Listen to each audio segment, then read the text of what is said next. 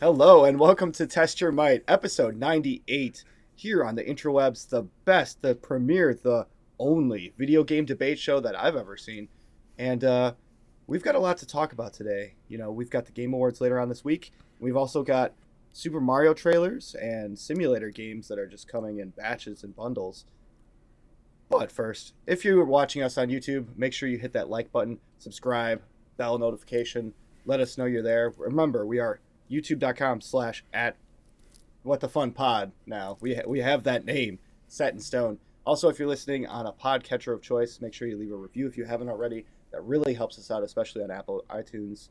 And if you're on Spotify, 5-star review if you think we're worthy. Who we got here today? We have the Pizza Hut backstabber, Cicero Holmes. How are you today? Eating my slices. Slicing and dicing. And I'm asking you to say hi to your mother for me. I will. She's happily eating Domino's right now. And we also have stay-at-home gamer where the O in home is a 0. Mike, how are you today? I'm good. I had some amazing pizza yesterday.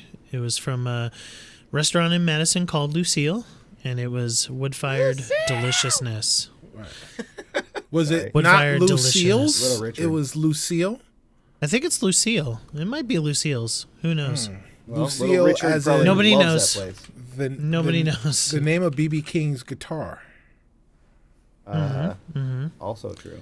I like Little John. Yeah, it's just Little Lucille, John. and their pizza's delicious. I would definitely go there again. Have you guys heard the Little Richard song? Not Little John, Little Richard. Lucille. Hello. Yes. It's so good. So good. No, not Little John. We've got a little bit of housekeeping to do today. We did get a Knives Out review. Amazing, groundbreaking, record-breaking review out from Joe, myself, and Mike out on the interwebs right now. If you haven't seen that, go watch that. That was insane. And, yeah, let's get into the question of the week this week. Not necessarily the best game of the year, but which is your favorite? We'll swing over to Cicero first. What's my favorite game? Wait, sorry, Cicero, are we just 2022, Justin? Of this year. Right. Okay. So it Favorite- didn't have to be from this year. This You year. played Right, this but year. it's the favorite game you played this year. Okay, all right, that's what I was asking. Yeah. Okay, cool. Yeah, you know what? Actually, my favorite game that I played this year did not come from this year.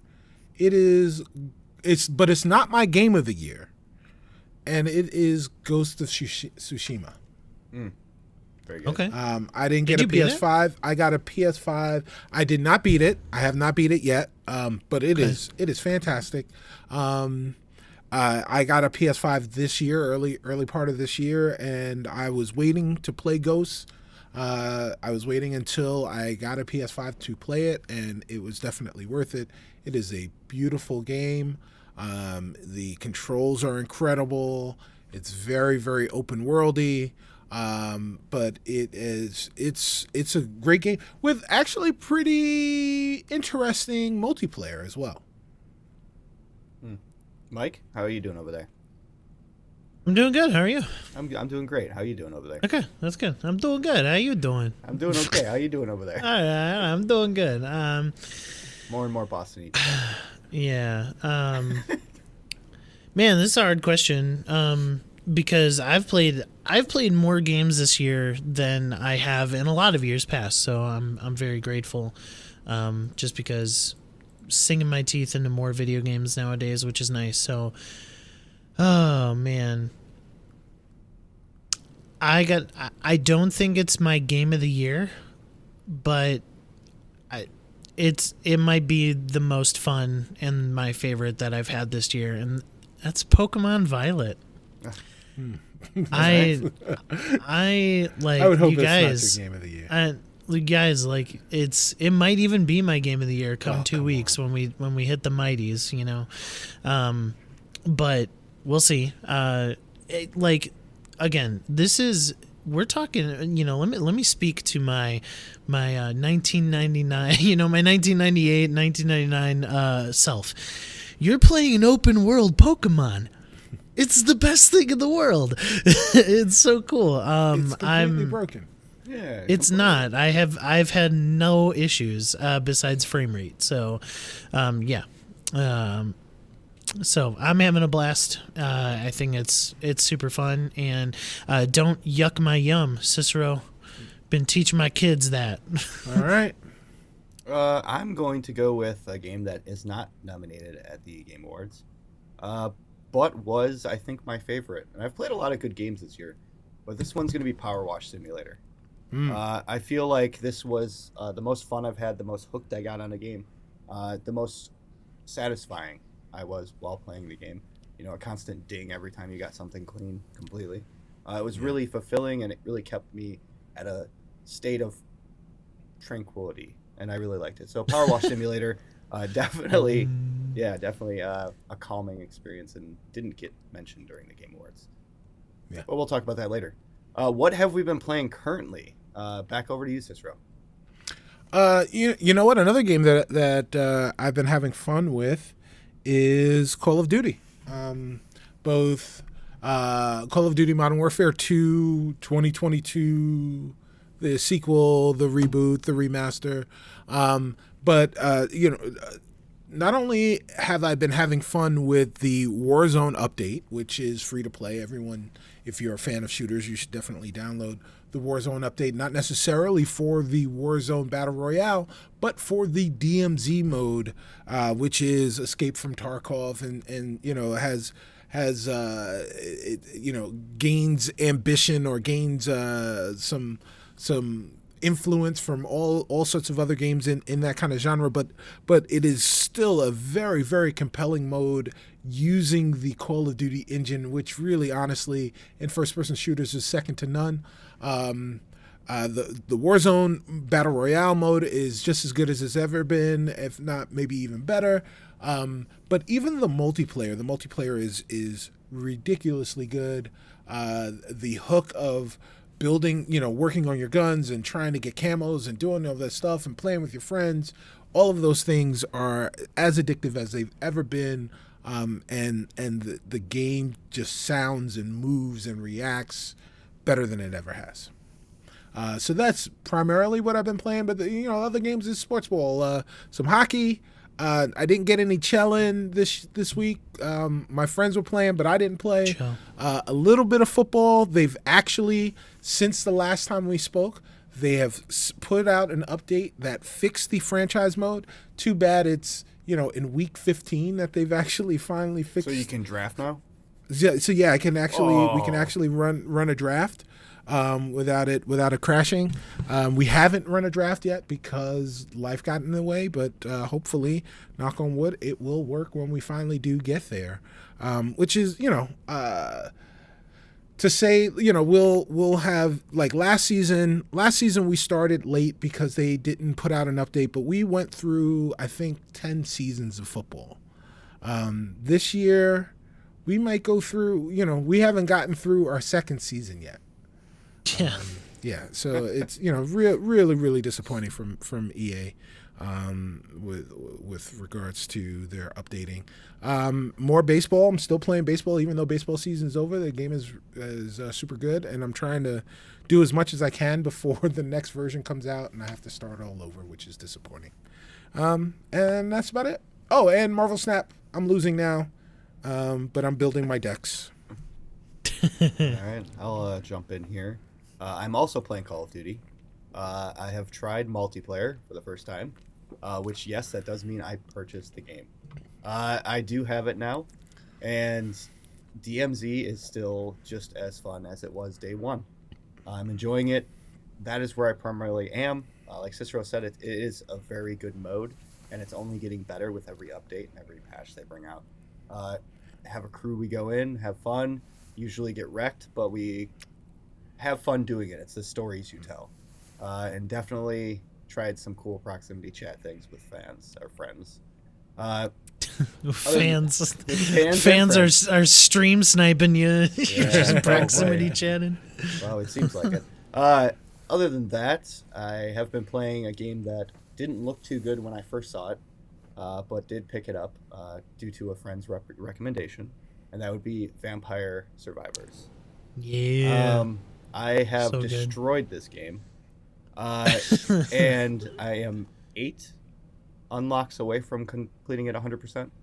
I'm very close to it, and I think there's like 149 unlocks. So I have been beast moding that most of my time. I did pick up a new simulator game that came out, Animal Shelter Simulator, and it is awesome. I have been saving cats and dogs alike. Build mode, you actually build the different places that you want to go, like the pen and Cool. the different medical centers and everything, all kinds of cool stuff.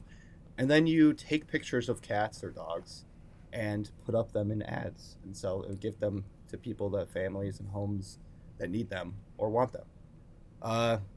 Little note here: stop throwing cats and dogs in sewer drains, because apparently that's a story of where we find these things.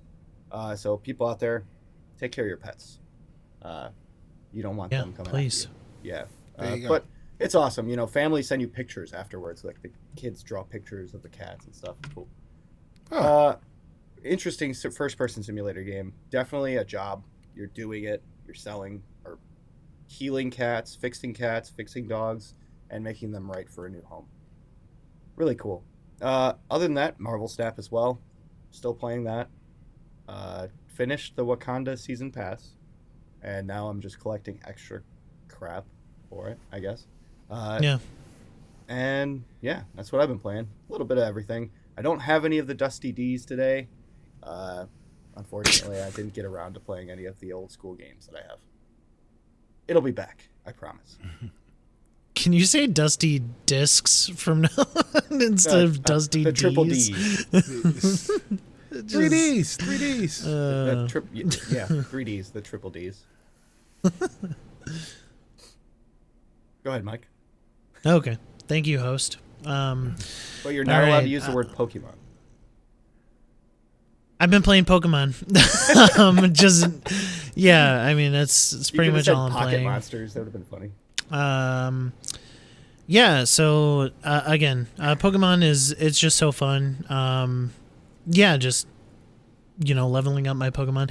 Just a extremely funny story. I was chatting with I was chatting with Joe, and we were just chatting about it, and I caught a Growlithe, and I was like, "Hey Joe, do you remember how to evolve a Growlithe? Is it leveling or is it a Firestone?"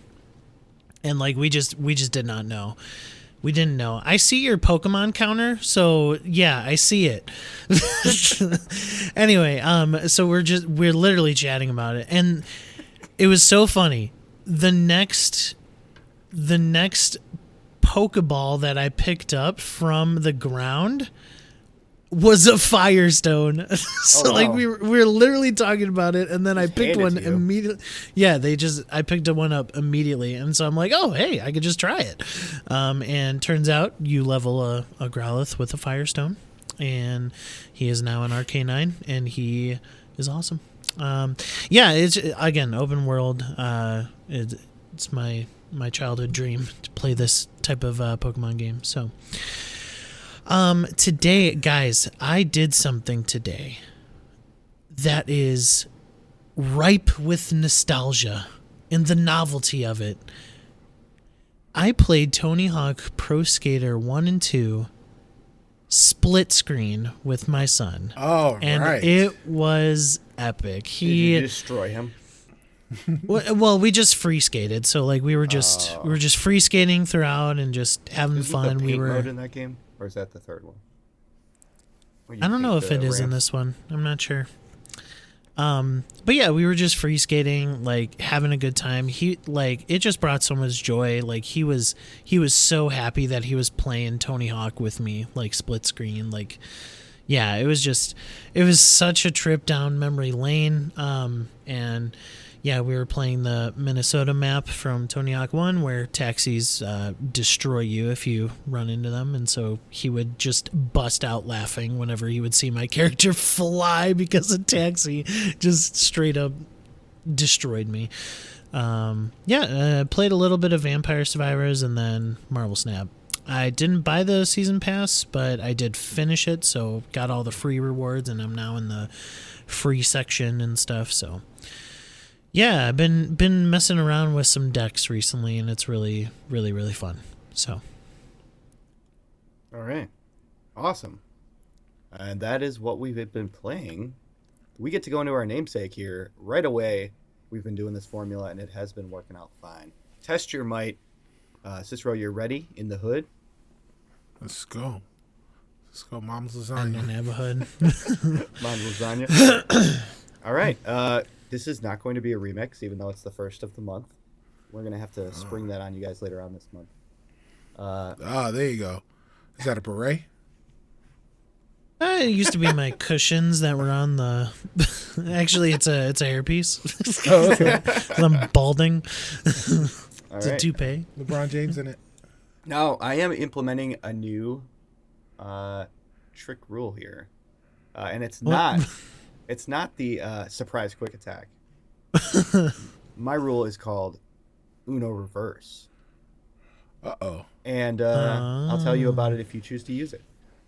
You each get one use. There's the rules. On to the first debate. With CDPR, or Project Red, remaking the original Witcher and taking a linear game and making it open world, I ask you to do the opposite.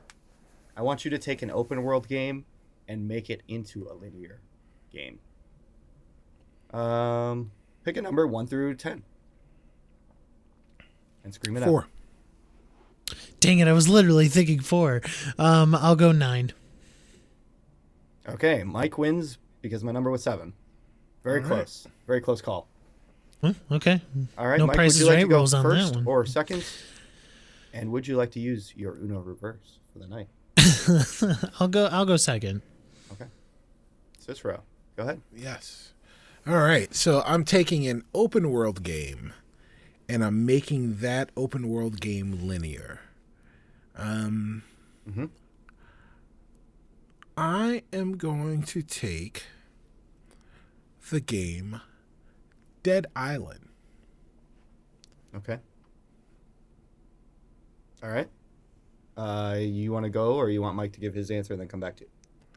Want Mike give his answer and then you can come back to me. Okay. Mike, what is your game of choice? I think this is a game that a lot of us wished was a little bit more linear when it first came out, and that is Sea of Thieves. All right, Cicero.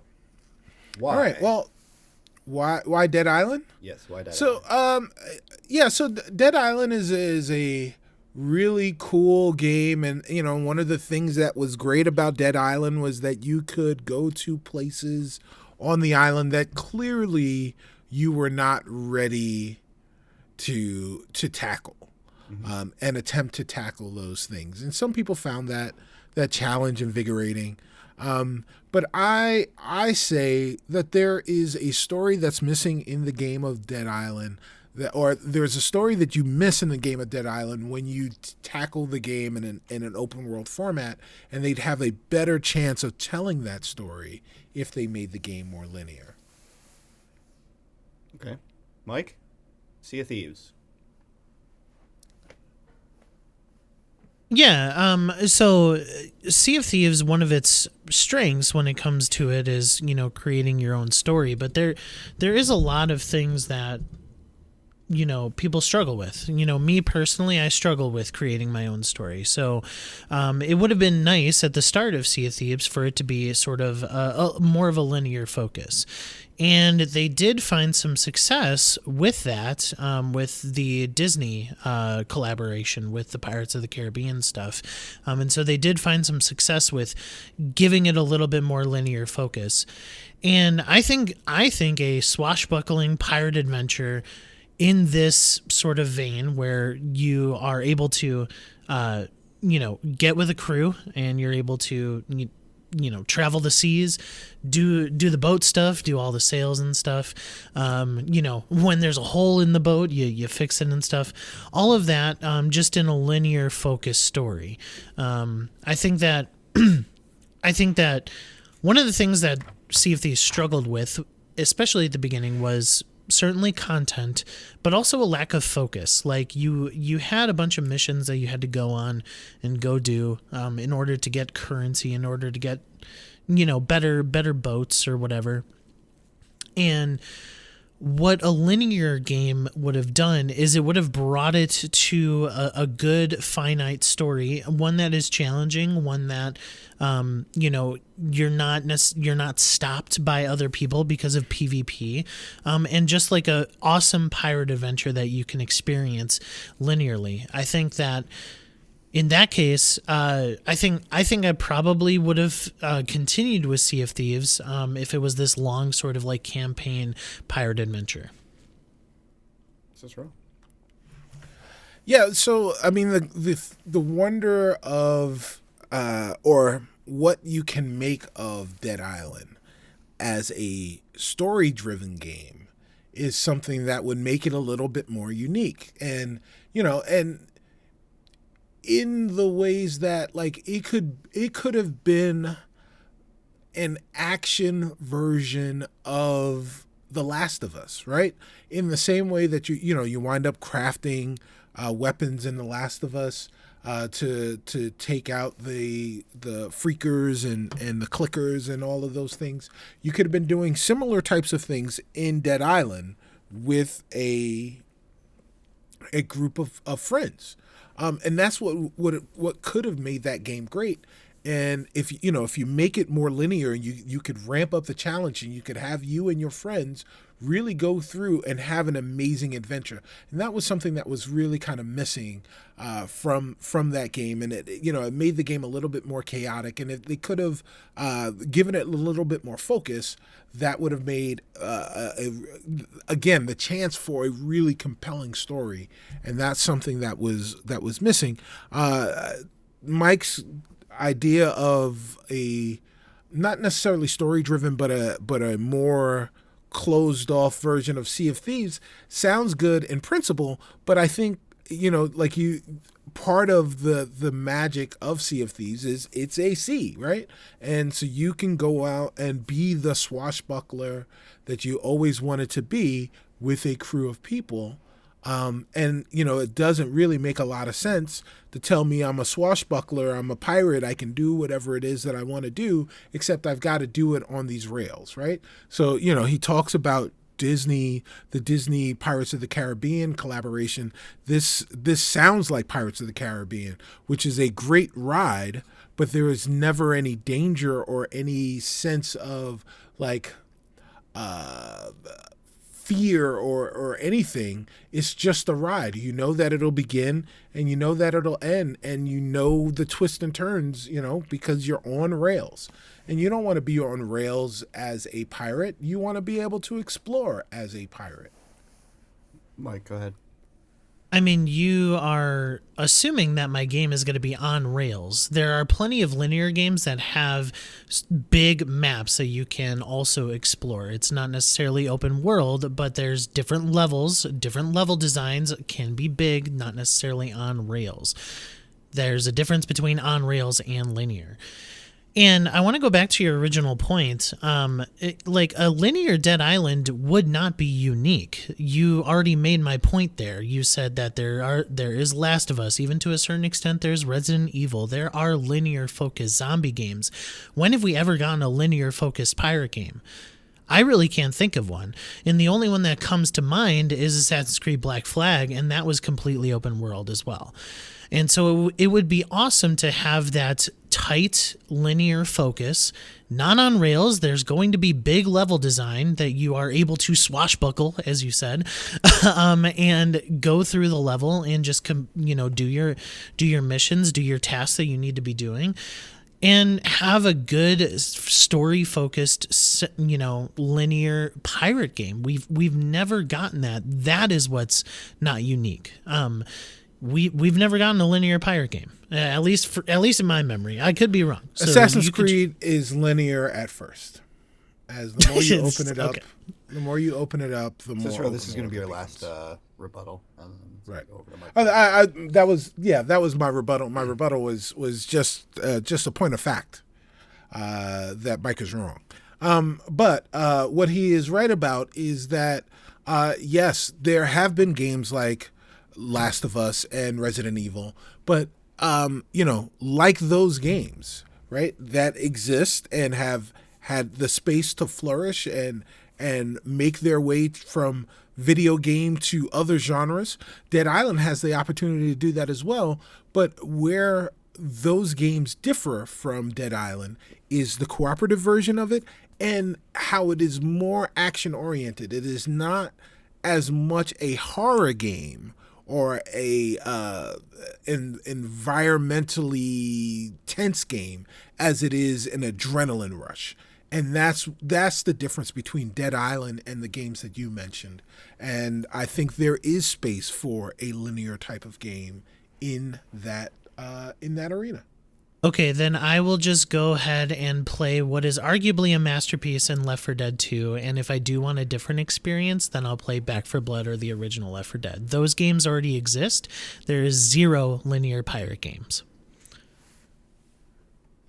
At first, apparently, because that's what Assassin's Creed Black Flag does at first, and then it opens up. Okay. Mike got you on this one, Cicero.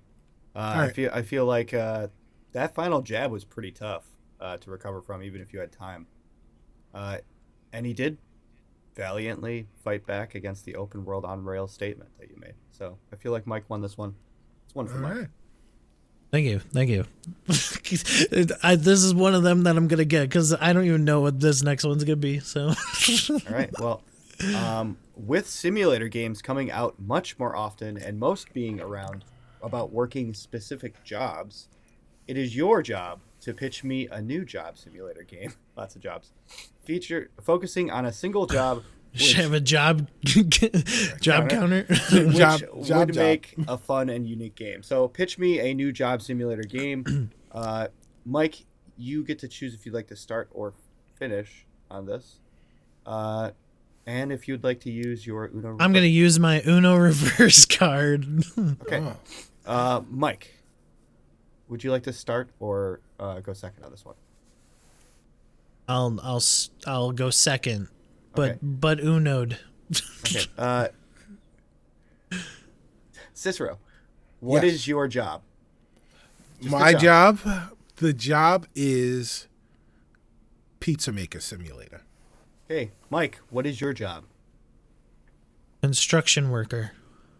Your Uno reverse activated, and now you have to fight for the other person's job.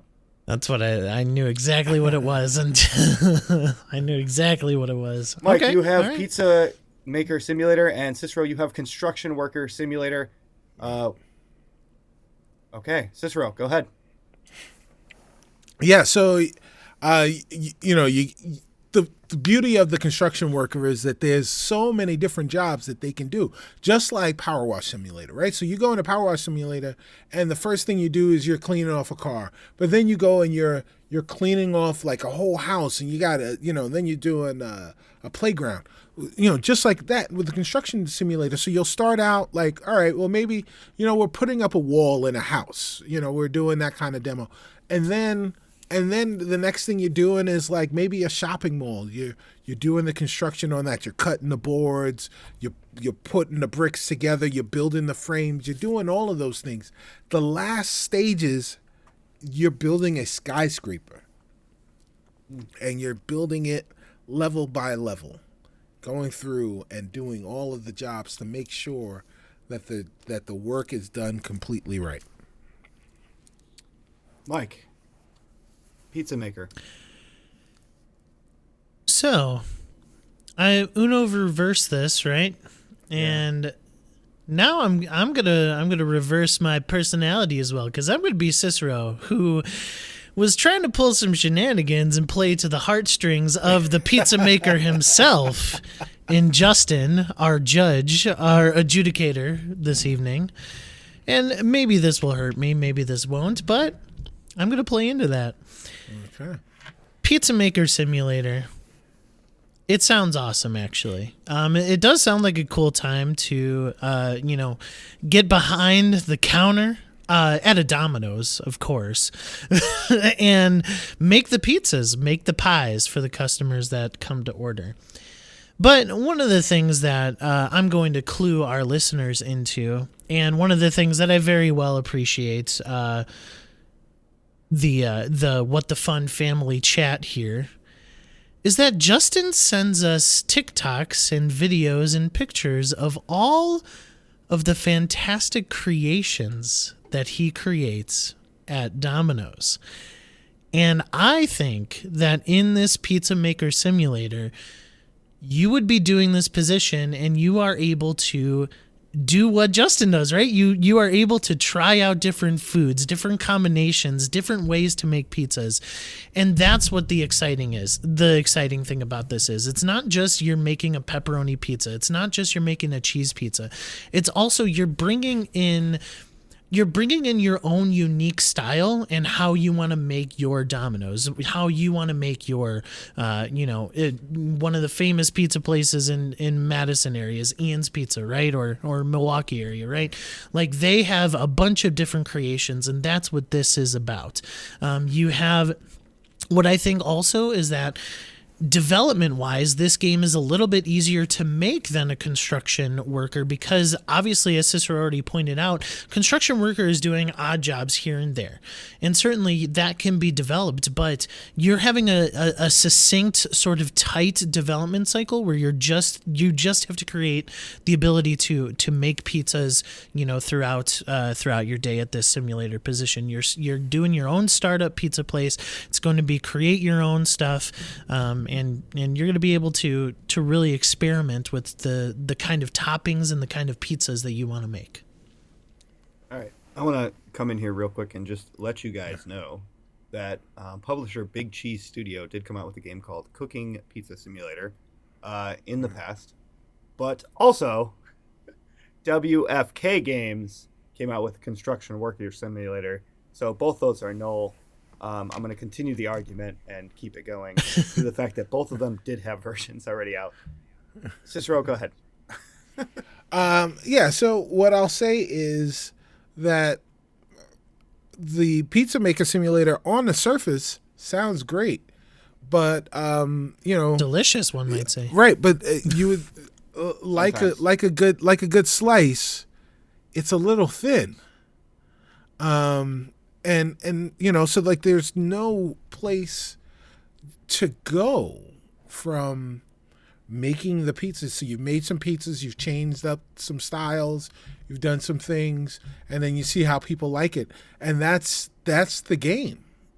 There's no leveling up because unlike Justin's real life, you don't have friends that you're playing with or friends that you're working with to have that camaraderie to talk about why what you're doing is so awesome. So you lose that. You lose that portion of the game. With the construction game, what you have is lots of different types of jobs, right? So you can go from making 2x4s and cutting 2x4s to fit into the right spaces and hammering, but you're sawing and you're connecting things, you're welding things, you're putting things up, you're jackhammering. There's so many different things that you can do during this game that it gives the game a lot more life. Another thing that I don't want to speak for Justin, but he really loves Power Wash Simulator. And he talks about how relaxing it is to just kind of get lost in the game of being able to power wash. I don't know that I can get lost in a game that is my job. That's my real job. Right? Like, how do I get lost in reality, a simulation of what I actually do? What am I taking a break from? So, I don't know if Pizza Simulator is the right way to go. construction simulation, it is. Hard hats enabled. You're so funny because you're making an argument that only pizza makers are going to be trying to play Pizza Maker Simulator, when there's construction workers that might want to try their job simulated as well. You bring up Power Washing Simulator, right? And yeah, you are washing different things throughout that game, but the function and what you are doing is still repetitive. You are power washing, right? And so despite the repetitiveness of what you're washing things. Go ahead and finish your thought. Despite the repetitiveness of making a pizza, you are still bringing in different creations and stuff like that, which is fun. But also, this game has a story, right? You are starting as a day one employee, right? And you are creating pizzas, you're making that, and eventually you get to be assistant manager. Eventually you get to be manager. Eventually you get to be owner, and you're running a restaurant. You're not just creating pizzas, you are also running the restaurant at the end of the day too, and that's what will also make it a simulator too in its own regard. And you talk about relaxation. You're gonna relax on a construction site? I mean, I wouldn't relax. And if you do relax, you might be in a lane where a car is driving by and you might get run over, if you relax too much. Well, all right. So what I'll say first is your critique of Power Wash Simulator only further illustrates the fact that you didn't play Power Wash Simulator, because there are so many add-ons to the Power Washer. You're not just washing, you're cleaning, you're buffing, you're doing so many different things along with power washing. And as a result, it makes the comparison between Power Wash Simulator and Construction Simulator very more apt. But you wouldn't know that because you didn't play Power Wash Simulator. I don't want to hold it against you, but maybe the judge will. I'm not saying. I'm just saying. So like, you have fundamentally changed your game, which is fine, but it goes from being a pizza making simulator to a pizza owner simulator at some point during the course of the game, which could be cool, but like, it's a very different type of game at that point. You're also changing the function of your game as well. How? Because there's different types of constructions. Exactly. But I'm a construction worker. There's different types of pizza making. You could be an owner who makes pizzas. Like, come on now. All right. You guys are going to get 2 sentences each back and forth. Okay. A build and a bust for both of you. Okay. Mike, go ahead. Oh, I'm first? Okay. Yeah. No run. Justin is a pizza maker. There you go. And what a waste. It's all right. I already lost this one anyway because I didn't know what Power Washing Simulator did, so it doesn't even matter. That's the second sentence? No, that was my response to what a waste. All right, Cicero. 1 to build and 1 to bust. All right, fine. Whatever. Imagine the sense of accomplishment. Don't even lie when you said, "Oh, Mike, you had me." I never had you on this one, and I know it. Imagine your sense of accomplishment when you have completed the construction job simulators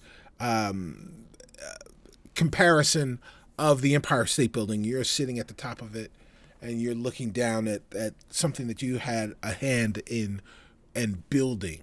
Objection! That was the longest sentence ever. Mike, okay. Cicero's time.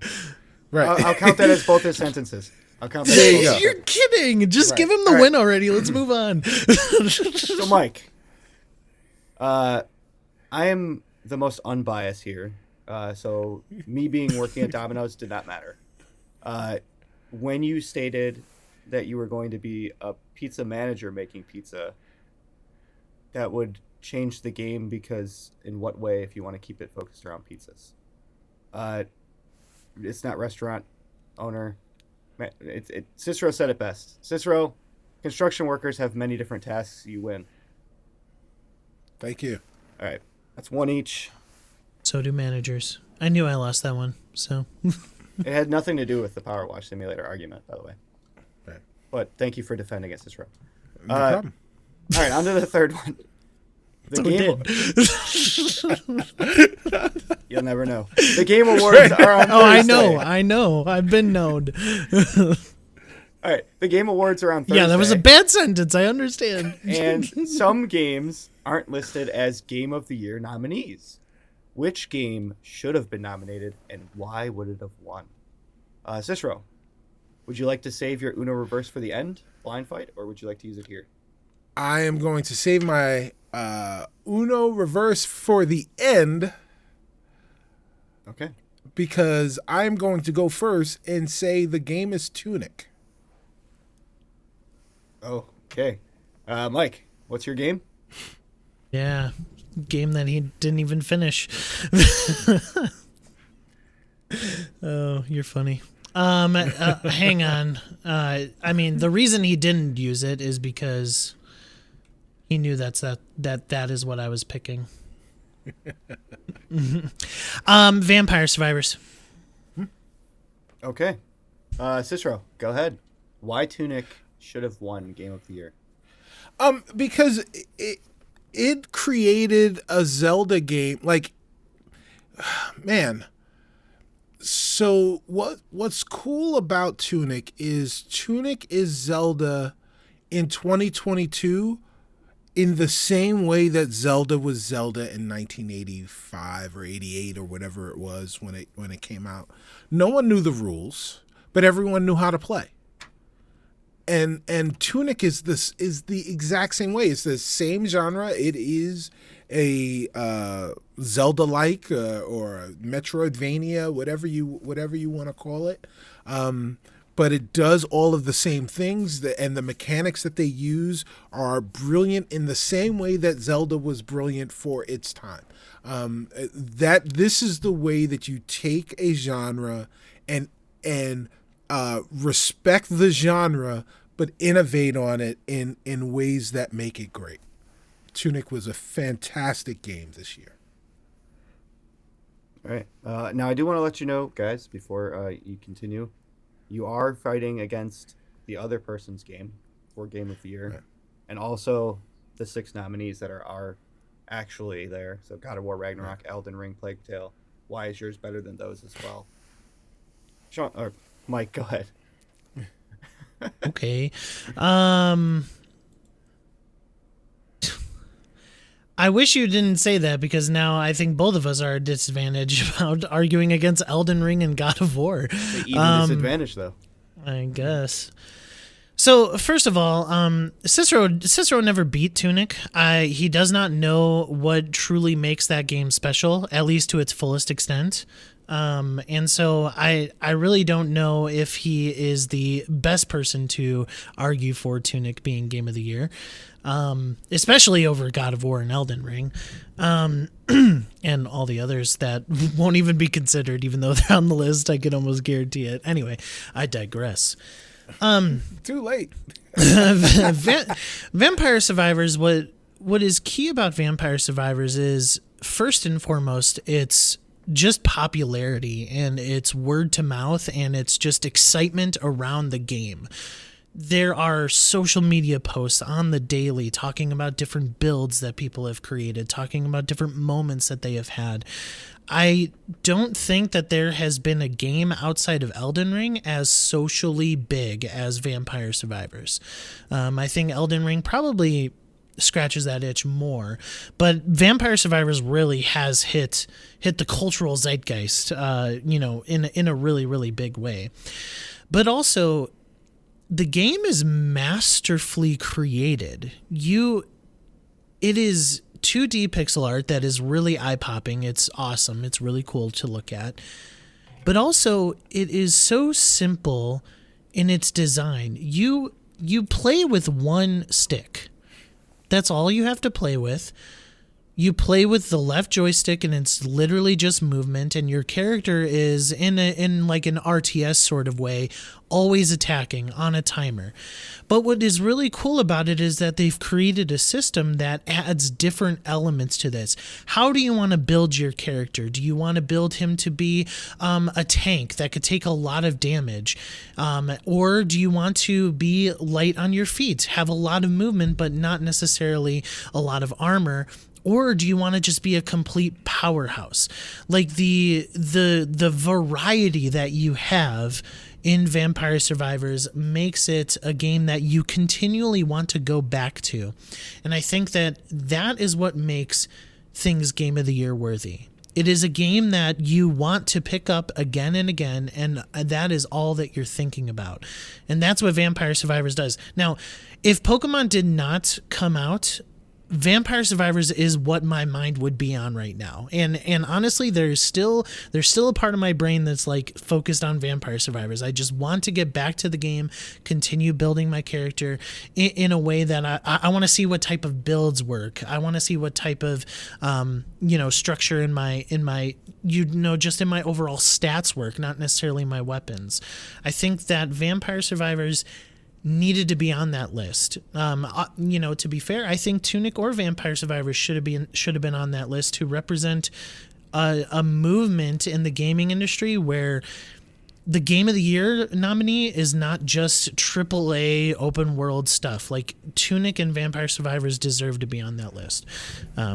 Vampire Survivors more so. That's right.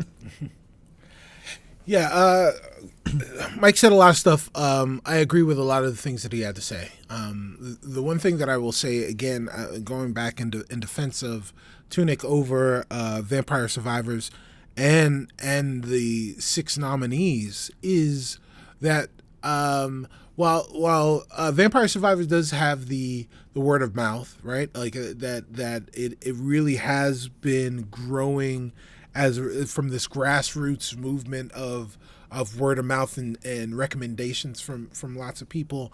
That's great. In the same way that, or in a different way, Elden Ring has been part of that zeitgeist where people have been sharing their emergent stories and talking about how addictive the game is and how they've really embraced the genre in a way that they never had before. All of those things are great. I don't know that anyone could have expected Tunic. And that is the thing that I think makes it remarkable, and that is the thing that I think makes it, honestly, a crime that it's not on the list for Game of the Year, and is part of my argument for why it should be Game of the Year, right? Because they made a modern day Zelda in 2022 that feels like Zelda from 1988, right? They made a game that made someone feel that same level of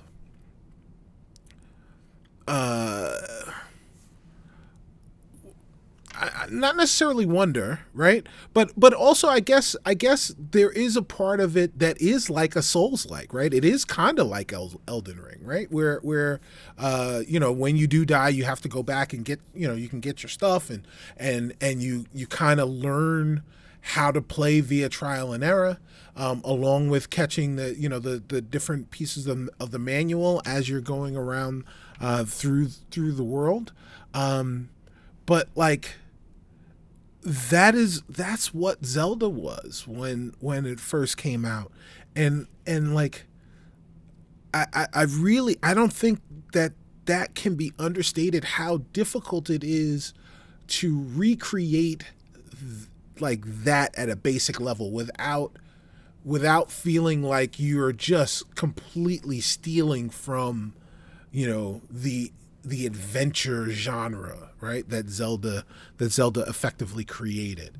And yeah, Tunic is remarkable in that way. And really just it lends heavily from those things, but at no point would somebody just say, "Oh, it's just Zelda now," as a pejorative or something to that effect. It is just a remarkable feat, and the fact that it came from a small studio, just like Mike said, makes it even more deserving to be up on this list amongst these titans. All right. You're going to get 2 sentences, Mike. Only to bash. Only to bash? You only bash Tunic, and Cicero will get the 2 to bash Vampire. Go ahead. Okay. No run-ons. Both of you. 2 sentences. Got it, boss.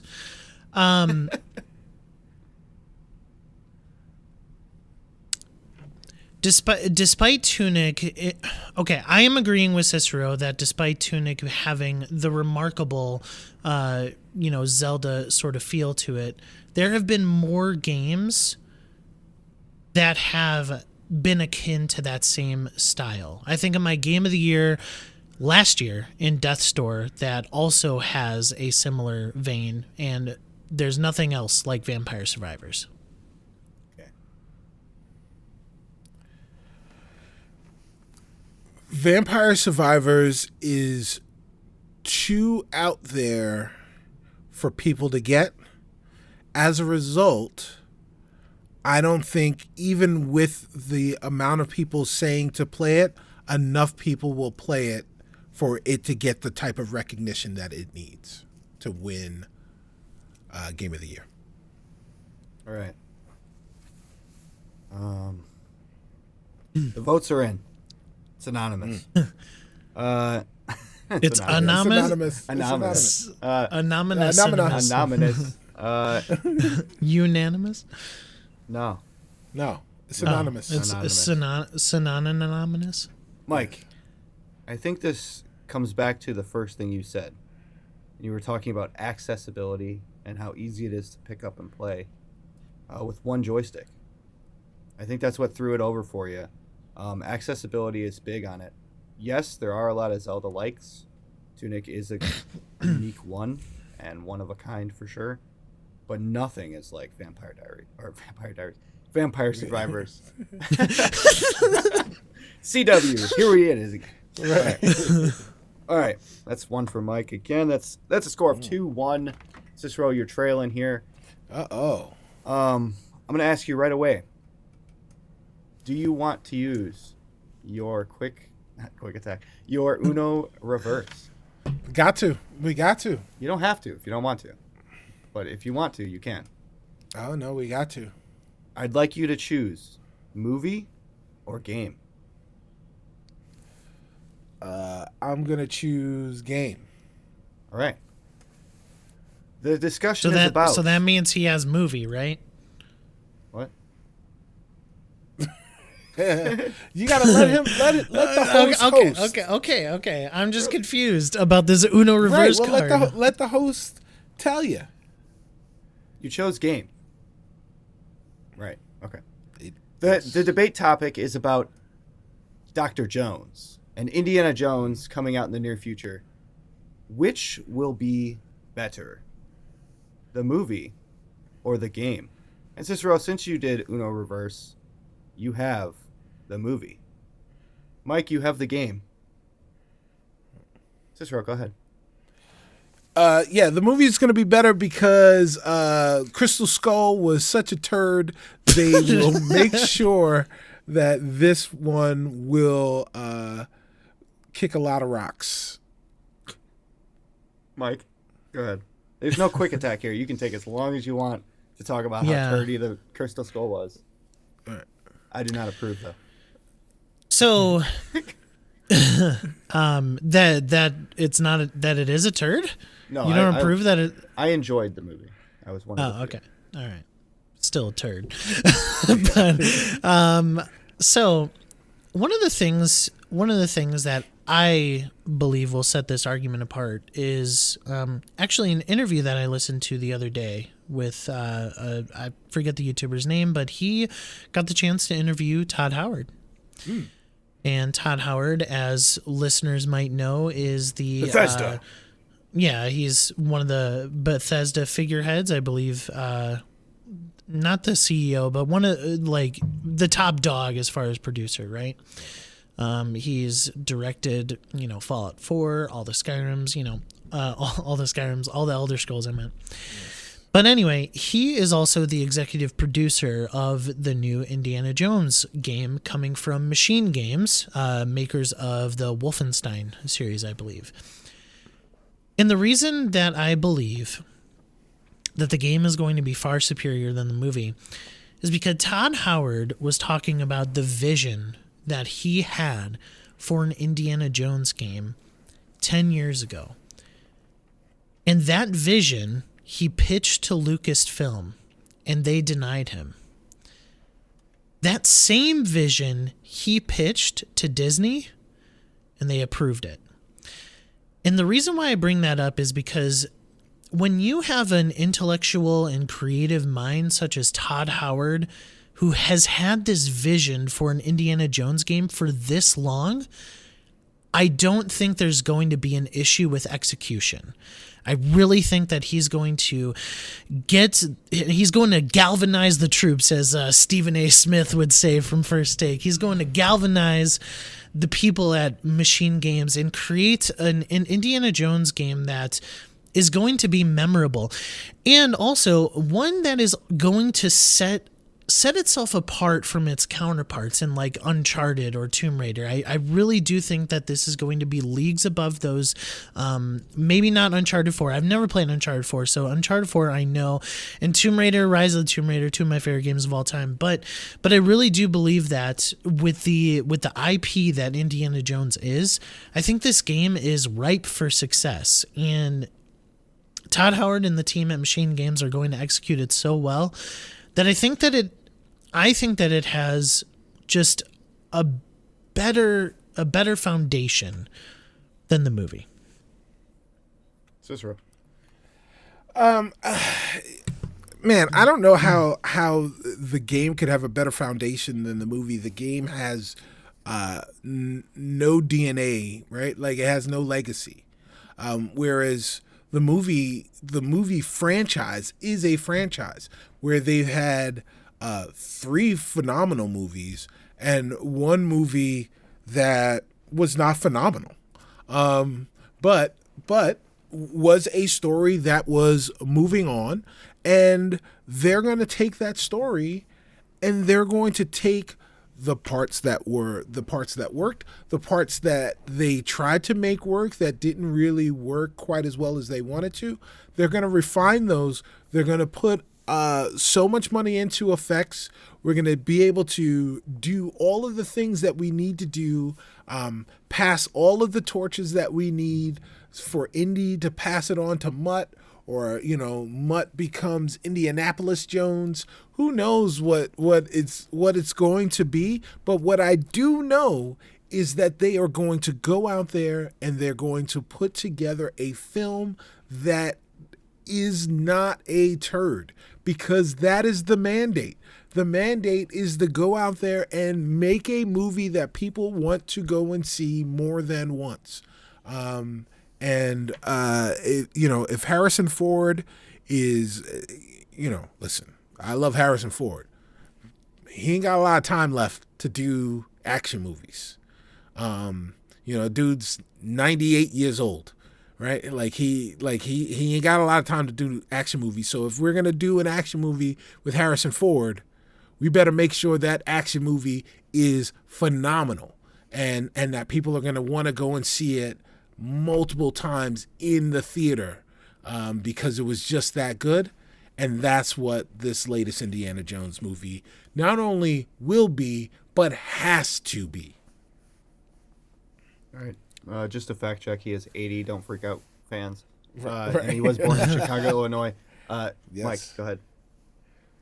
Yeah, and I think that that's what separates the game from the movie, is that the game doesn't have any expectations. I think Todd Howard can go into the game the team at Machine Games can go into the game and have the creative flow that is needed to build such a momentous game, right? Whereas the movie, it has we have to follow up Kingdom of the Crystal Skull, a movie that you have called a turd twice. It has to live up to, is Harrison Ford going to be a good Indiana Jones? Like, all the rumors that he was going to be replaced or he was going to be recast and stuff like that. Like, I think there is more at stake for the movie.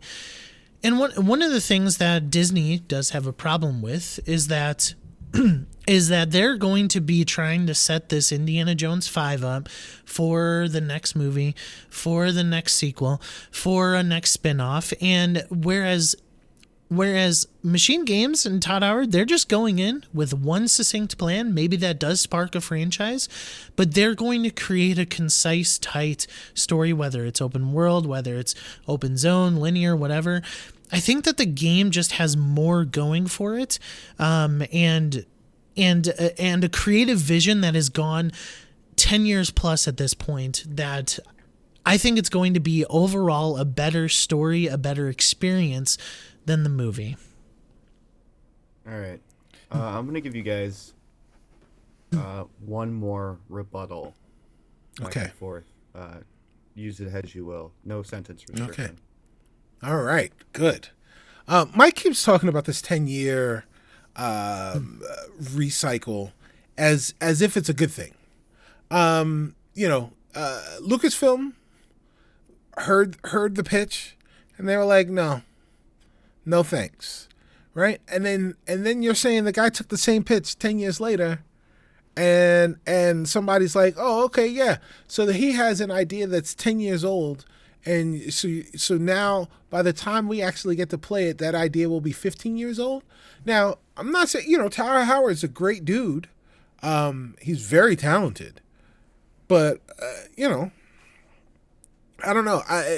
If I had a story from 15 years ago that I wanted to tell today, there are 15 years of innovations that have happened in between that I would have to ignore to just be able to say, this was my vision and it is still my vision.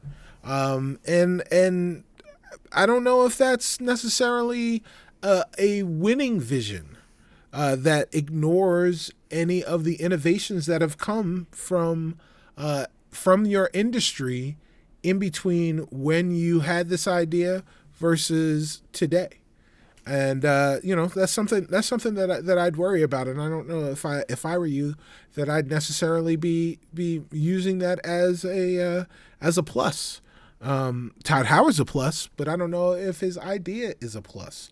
However, what I do know is that the people that made the Raiders of the Lost Ark and the Indiana Jones franchise as a whole a success, a global phenomenon, for the most part, are largely still involved and are better at their crafts today than they ever have been, and have better tools at their disposal, and they know how to use them in ways that they've never been able to use before, and they will have the budget to do all of the things for this particular film, and the film will do incredibly well. I venture to say that the Indiana Jones film will make more money than the Indiana Jones video game. And that is a way that you measure success, right? How much money did it make? All right, go ahead. I also don't think that's a fair comparison, because movie is a lot easier and a little bit more accessible for most people. But I'll ignore that. In fact, Cicero, I think that I will you've also be ignoring that. So.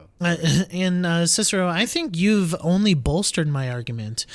Todd Howard has gone on record recently as to talk about Starfield and how he had a vision for Starfield and he could not get that vision done because of the technology, Right. And he had 10 years of this vision of an Indiana Jones game, and the technology that has come now has only potential, has given the game even more potential. And like, you mean to, and you're talking about story here, you're talking about vision, right? You mean to tell me that a story from 10 years ago can't be impactful in 2024, 2025 when that game comes out? Like, I think that's completely wrong. Lord of the Rings came out God knows when, and it is still an impactful story. So I think story-wise, you're wrong. And just technology-wise, like, you have, he pitched this new game. Lucasfilm just denied it at the time. They just weren't in a place to green light an Indiana Jones game. And here we now have a greenlit, a greenlit game that is going to be able to execute all the vision that he had. And I believe that the vision that he started off with is probably just as compelling now as it was back then. All right. This is a tough one. Both of you had very, very good arguments for your own cause. I think I got to give it to Cicero. I think the coming back from a terrible movie is more likely because they know where they've been. I think without the money argument, because that's unfair. I think that the movie is going to do better. I think it is. And, Harrison Ford, if you look at his docket right now, he's got 2 Marvel films in the near future. Right. He's Thaddeus Thunderbolt Ross in Yes, 2 he is. different Marvel movies. So Thunderbolt he's still got Ross. action. He's going to be the Red Hulk. Yeah, he's still got action under his belt. So let's get it.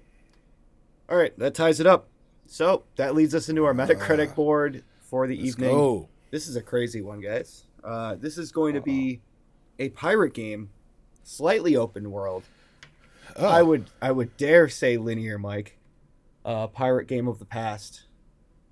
Now, if you're not familiar, fans or viewers or listeners, the Metacritic score is done like The Price is Right. So they are going to give me a number. Whoever is closest to that number is going to win, regardless over or under. Unless both of them are under, then it's closest. Something like that. Yeah. Yeah, we get you. Yeah. So this is the game for the PSP. Oh, okay. It's just one game. Okay. Yep. Well, it's count. on multiple platforms. Right, but it's one game. It's not a franchise. It's not a crazy franchise. No. Okay. You don't need your calculator today. Right. This is Sid Meier's Pirates for the PSP. Out of 100. Cicero, would you like to go first? Sure. Mike, let me know when you've got a number in your head. You are ready. I am ready. I am going to say Sid Meier's Pirates on the PSP has a Metacritic score of 79. Mike. I literally chose 80. So I did choose 80 though in my mind. Dang. Well, that's crazy because the correct score is 82. Mike. What? With a win at 82, 2 off from the number. Good. Mike, anything to say to your fans? Yeah, the Metacritic don't lie. I won that gaming argument, and that's that. I won that Indiana right, Jones Ron argument Artest. in my mind. The Metacritic don't lie. Right. All right. Metacritic world peace. The ball don't lie, the Metacritic don't lie. Metacritic world peace. All right. That is GG's, Cicero. GG's. All right, that leads us into our news now. First thing on the docket is the Super Mario trailer. New trailer number 2 came out. You guys get a chance to watch it? Did. All right. I did, yeah. Initial reactions, Mike, go ahead. Oh, I am stoked. Normally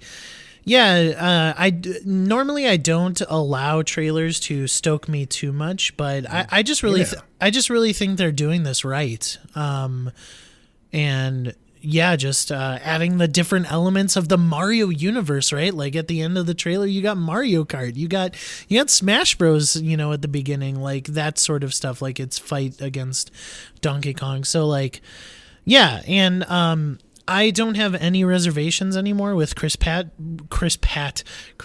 doing Mario. I thought the trailer showcased it pretty well. Charlie Day, Jack Black, Seth Rogen didn't talk yet for Donkey Kong, so we'll see where that is. But still, but still, like I'm stoked for this movie. Like I'm super excited, and like I've said before on Touch Your Might, like Shigeru Miyamoto is behind this. Like he is working closely with Illumination. I don't think it's going to be screwed up, because especially with Miyamoto there. Cicero?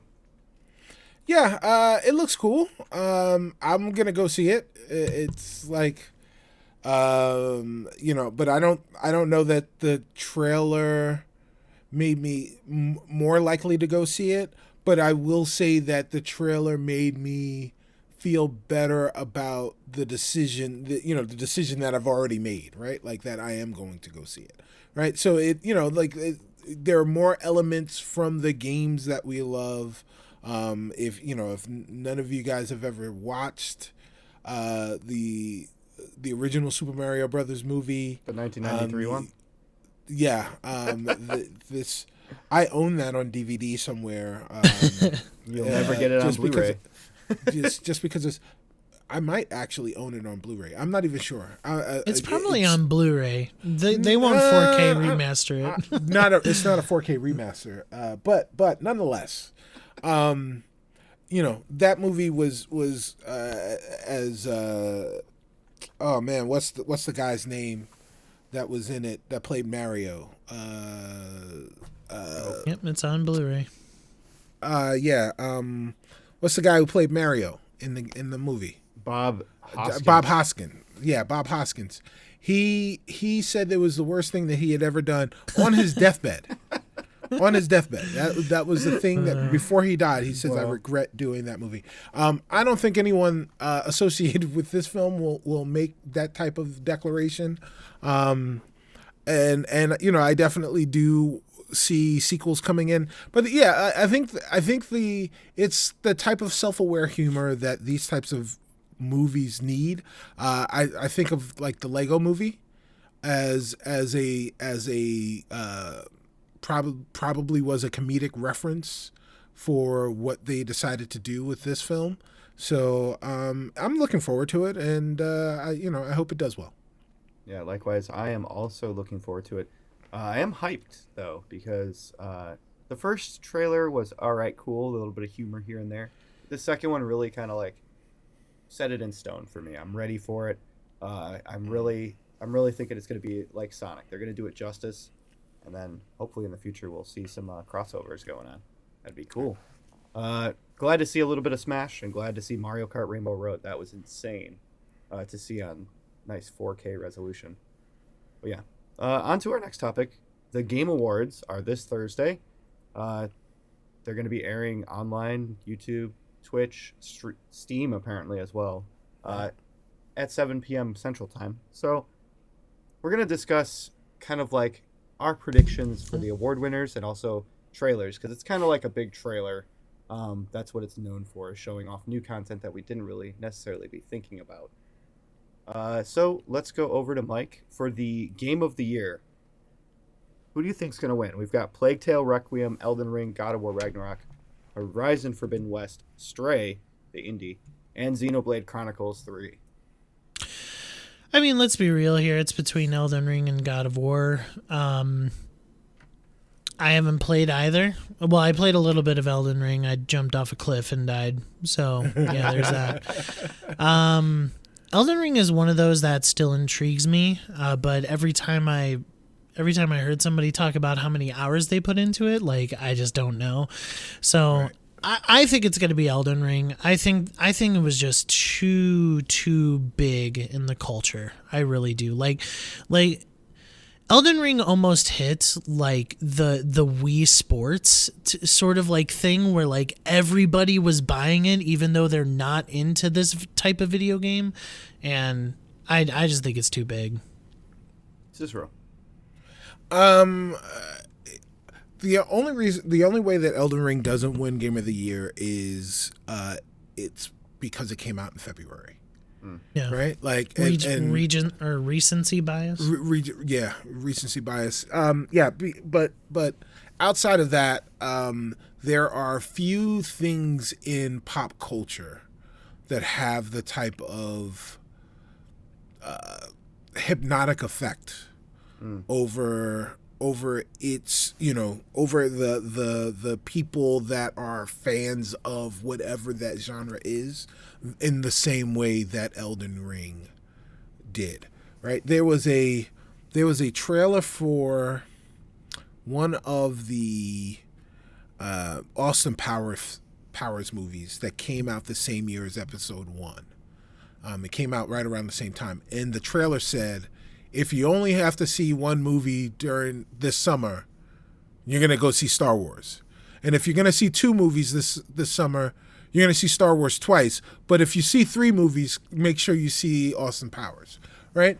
Elden Ring had that type of draw, right? Mm-hmm. Like it was, I mean, like for the first 2 months of any of your social media platforms after the game release, it was a noun, verb, and Elden Ring for just the predominance of whatever your timeline or whatever the equivalent was and whatever your social media platform was. Elden Ring really, really took over as zeitgeist, like very few things did. Yeah.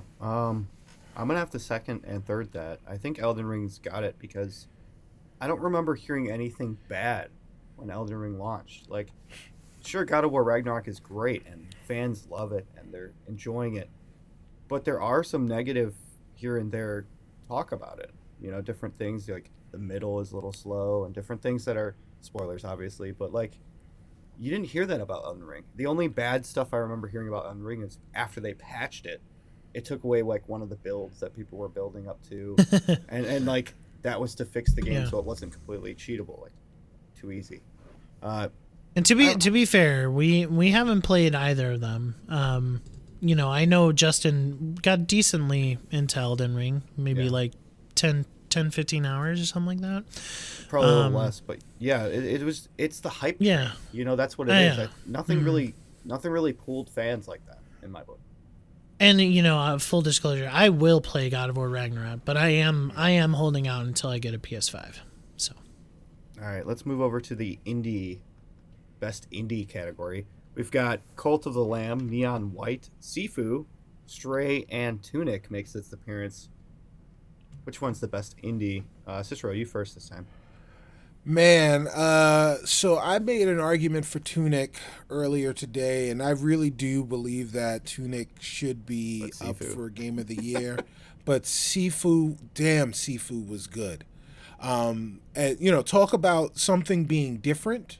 Mm-hmm. Sifu's like, I can't call it a roguelike because the enemies kind of are always in the same places. But it takes from that roguelike element, but it felt right? Like it just felt like an action kung fu revenge movie as a game, and the mechanic in it was so good. Sifu was awesome. Mike? Yeah, this is just my problem with this category. There are 4 games that I know of: Cult of the Lamb, Neon White, Sifu, and Tunic, all of which were way more in the culture and in the socials than let's say Stray and A Plague Tale Requiem and potentially Xenoblade Chronicles 3. That's 3 games on the Game of the Year list that these indies should be replaced with. I'm getting sick of indies not getting into the best game. Anyway, it's Tunic for me. I think Sifu would be really, really up there if I played it, but yeah, just didn't have a chance to play it on my PS4. So I'm gonna go with Stray. Yeah, I know that you played that and you loved that. I loved it, and I'm not even a cat guy. I am a dog person, but it was unique, visually gratifying. Sure, you don't need perfect visuals to get a Game of the Award nomination. Like, most of these games don't look the greatest, but they've deserved to be up there in my book. But it was impactful. The story was unique. It was interesting gameplay. It was, Tunic is up there too for me. I didn't play Sifu. I wish I did, but it's between Tunic and Stray. I've been for thinking me. about all these games that I'm just gonna get a PS5 and then just play through.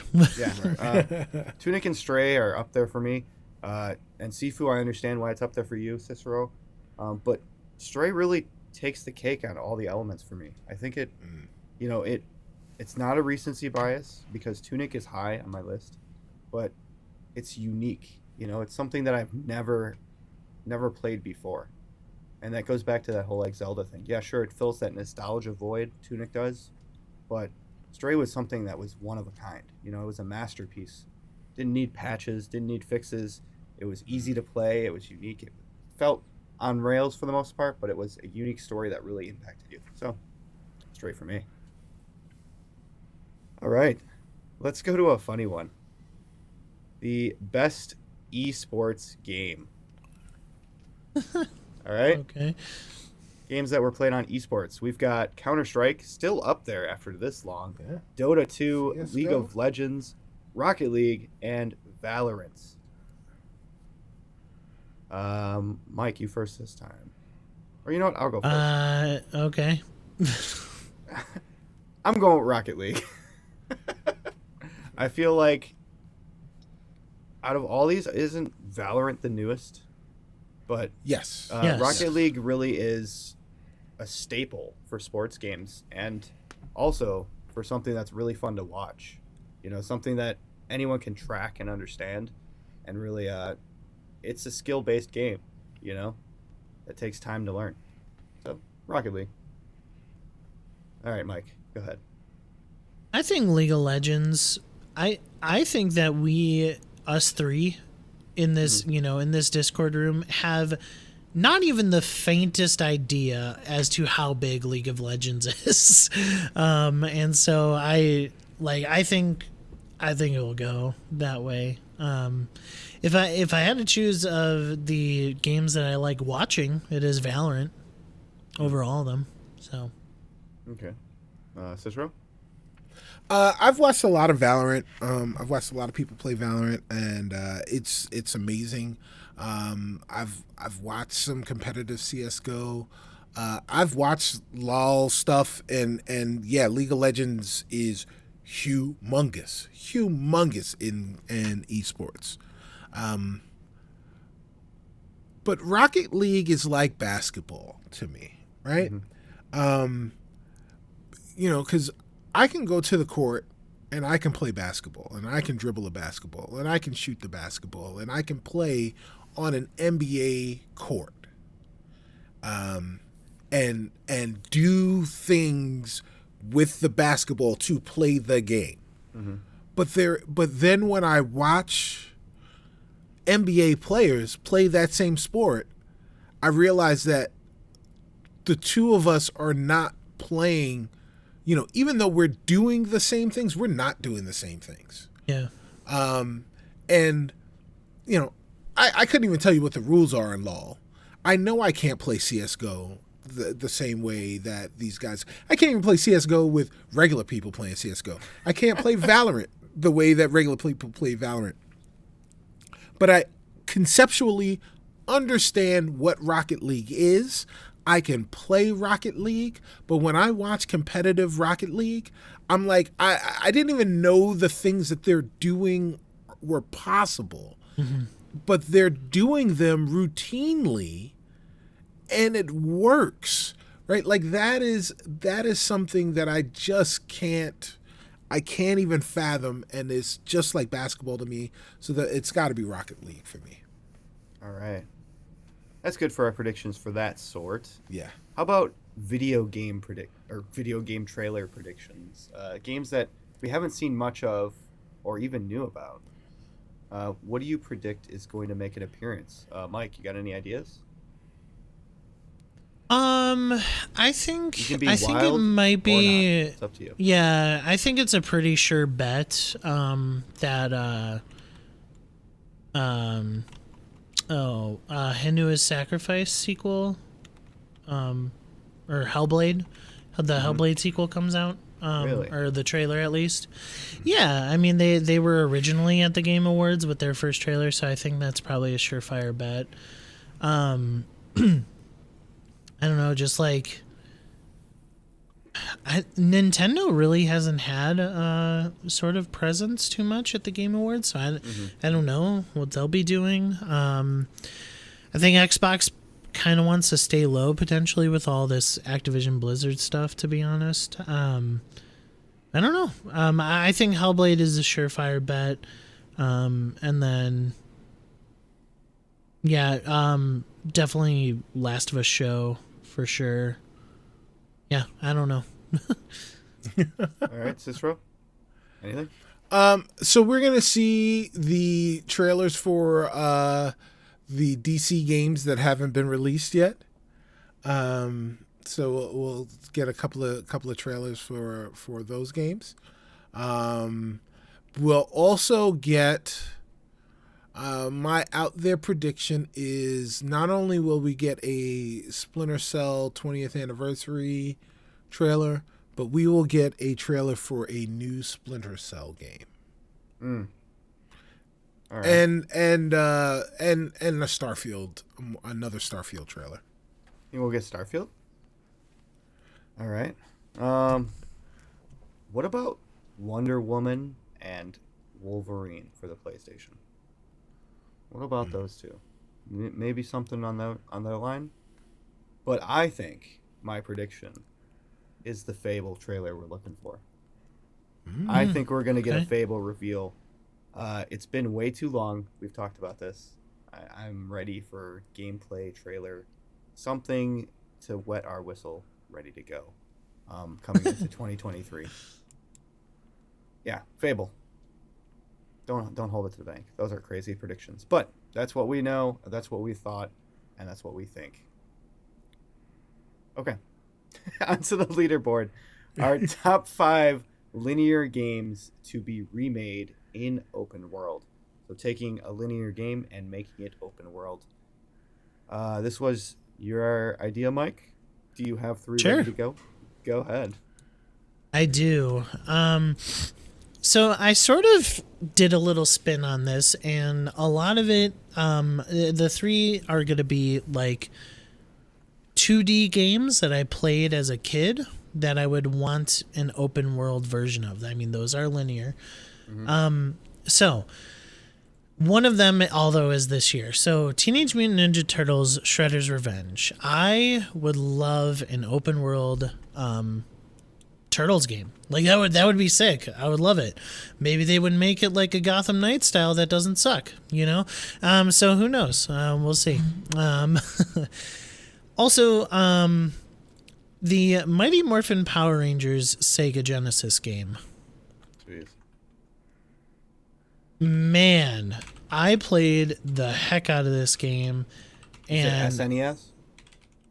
no, the Sega game. But I think it was the same as the You had it on Genesis? Yeah, I had it on Genesis, but I think it's the same. So Well, one was no, that was on Nintendo, the arcade game. yeah, so it was Super Nintendo or Genesis. It was the same game, but yeah, for sure, gotta have it. Oh boy. Let me think of one more. Somebody else go. Let me think of one more. Cicero? I had something in my head, but then Mike said things, and then it fell out of my head. So are we taking games that were linear? And then bringing them to open world. You know what? I'm gonna take the first Red Faction game. So Red Faction eventually wound up becoming open world. Red Faction was But sick. but Red Faction, that was a really cool game. That if they were able to open that up and make it more open world, that would be awesome. There was that multiplayer with bazookas, and you could just mine your way through the map. Yes, Oh, you could just excellent. exactly. Let's see what else. What else could we have that was open world? This is one that really kind of comes out of nowhere. But I'm gonna say Rainbow Six Vegas. Okay. Wow. So like, if we could have taken those games, and you knew who was doing something, but you didn't necessarily know where they were amassing, and you had to like go around and like find the information and basically find where they were. That would be pretty. I'm just awesome. thinking of a DMZ mode. Yes, yeah, That is exactly. Rainbow Six, like breach and That is clear. Rainbow Six. Yes, yes. Oh, like raids coming soon. Can't wait. Yeah. Let's see. A third linear game that could become open world. I could jump in with mine quick. Ultimate okay, go Alliance. ahead. Ultimate Alliance. Oh, all right. Yeah. The first one or the second one, or just the Probably franchise? just the franchise, but if I had to choose a specific one, probably 2. It's a little bit better. So Okay. I know that these again. This is another one that I think wound up becoming open world, but the Dragon Ball Z games. So the Dragon Ball Z Tenkaichi Budokai. Go ahead, Mike. I'm not the spelling fighting games. Yes. I'll just put DBZ Budokai. Yeah. There you go. that. I didn't even know how to spell Budokai. So all you. Yeah. All right. For me, I've got BioShock. I want an underwater exploration of the underwater, different raptures underwater that you're going between. That'd be awesome. Right. I haven't shared that. I'm actually pretty deep into BioShock. I know Justin knew No that, pun intended. Right. but yeah, no pun intended. But yeah, I've been playing it, so good stuff. Nice. Silent Hill. I want the full town to be exploration heavy, fog, classic. That'd be awesome. And I want a Dead by Daylight open world game. I want to have multiple killers going around. And it's not about escaping one area. It's about escaping the entire city. So do you mean like kind of like a battle royale sort of thing? Kind of, except Okay. there's That'd be like fun. 60 people, sure, and 10 or 5 monsters. That way you can have multiple monsters working together. It'd be kind of cool. Oh, yeah. All right, Mike, your must-have. I think it's Mighty Morphin Power Rangers. Like that is one of my favorite intellectual properties of all time, and they're completely disrespected in the video game space. So yeah, and man, in honor of Jason David Frank as well. yeah. So that'd be awesome. Be sick. Cicero. Mine is Vegas, Rainbow Six. I'm still thinking about that. Are you going for it? All right. Yeah. Mine's gonna have to be Silent Hill. I mean, I yeah, think that's that- your favorite game of all time. Well, Like, Silent Hill is- 2 is, but it's Well, the same yeah. city pretty much. So Mhm. Right. yeah. All right, we're fighting. All right. I'm down for. See, Ultimate Alliance sounds great in theory, but I feel like what from that view, doing missions across an open world, it feels Well, like it wouldn't be that view. They would switch it to like a third person.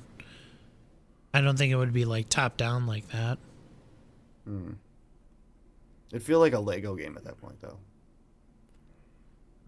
And you love Lego games.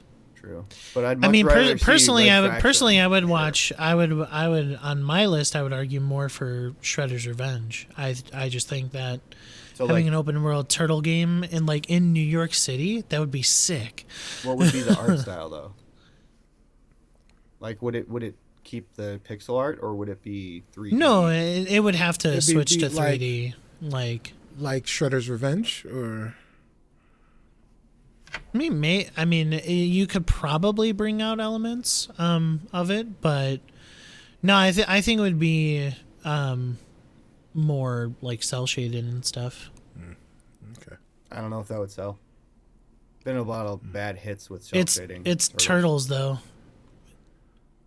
Turtles would sell. I'm thinking Dead by Daylight, unique design, awesome gameplay, turned it into a VR. I'd argue for BioShock over Dead by Daylight. Really? For that underwater. Yeah, playing BioShock on the Series X with auto HDR, it is beautiful. Well, I'm fine with BioShock. Cicero, are you fine with BioShock? Yeah, I'm fine with Bioshock. All right. I'll argue for Red Faction, All right. open world Red Faction. I've never Okay. played it, so you guys might majority rule me. The missions were unique for sure. Multiplayer, like the world destruction alone. Right. Right. Yeah. That's an element of gaming's past that needs to come back. Yeah. Red Alright, Faction, we can open throw it on world. there. All right. It's all done. There we go. We All got right. it. Our top 5 linear games to be remade into open world in no particular order: Mighty Morphin Power Rangers on the Genesis, Rainbow Six Vegas, Silent Hill, BioShock, and Red Faction. God, all those sound so awesome. Like, just the thoughts of them. All right, that has been our show, episode 98 of Test Your Might. Wow. Hopefully you enjoyed yourself. Mike came out as the winner in the Metacritic. Records breaking over here. You guys had fun tonight? We did. Be back for more. No, I'm just kidding. Yeah, I always have a good time. Always have a good time. If you are still listening or watching, make sure you hit that like. It really does help us out. The sub up there as well, and the review down below. Thank you so much for watching. This has been Test Your Might, and we will see you next week. Bye. Bye. GG's. Adios.